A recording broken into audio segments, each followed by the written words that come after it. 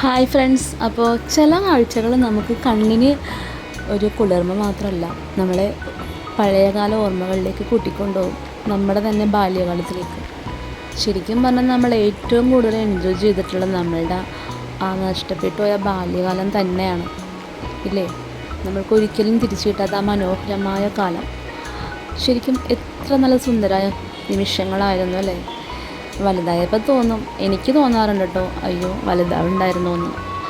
സത്യത്തിൽ വളരെ നമ്മൾ ഒരു കളങ്കമില്ലാത്തൊരു മൈൻഡും കളങ്കമില്ലാത്തൊരു പ്രായം, നമുക്ക് എന്തും ചെയ്യാനുള്ള ധൈര്യം, അങ്ങനെ അങ്ങനെ അങ്ങനെ ഒരുപാട് ഓർമ്മകൾ നൽകണം നമ്മുടെ ഒരിക്കലും ഇനി തിരിച്ചു കിട്ടാത്ത, ശരിക്കും എപ്പോഴും ഒരു നഷ്ടബോധത്തോടു കൂടി മാത്രം ഓർമ്മിക്കാൻ ശ്രമിക്കണം നമ്മുടെ ആ മനോഹരമായ കാലം.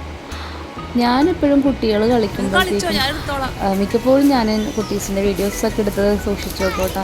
കാരണം നമ്മളുടെയൊക്കെ കാലഘട്ടത്തിൽ ഇതുപോലെ നമ്മളുടെ മെമ്മറീസൊക്കെ സൂക്ഷിക്കാൻ പറ്റിയ ഒരു സംവിധാനങ്ങളും ഉണ്ടായിരുന്നില്ല. അപ്പോൾ ഈ കുട്ടികൾ വലുതാകുമ്പോൾ അവരുടെ ഈ കുട്ടിക്കാലമൊക്കെ അവർക്ക് കാണാമല്ലോ.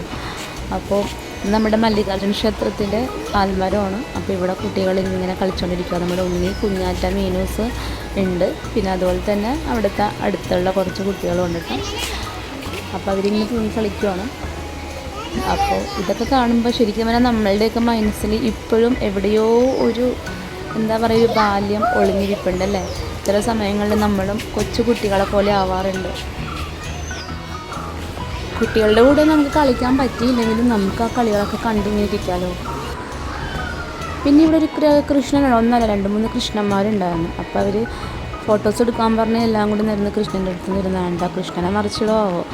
അപ്പോൾ അങ്ങനെ ആദ്യം 3 പേരിരുന്നു. അപ്പോൾ ഒരാളിരിക്കാൻ വിട്ടുപോയി. അപ്പോൾ പിന്നെ ആളും കൂടി വന്ന് അങ്ങനെ വീണ്ടും ഫോട്ടോസ് എടുത്ത് അപ്പോൾ ഞാൻ അതിൻ്റെ അവരുടെ വീഡിയോസും എടുത്തു. അപ്പോൾ ഞാൻ ഈ വീഡിയോ നമ്മളുടെ ഉള്ളിൽ ഇപ്പോഴും ബാല്യം സൂക്ഷിക്കുന്ന എല്ലാവർക്കുമായിട്ട് സമർപ്പിക്കുന്നുണ്ട്.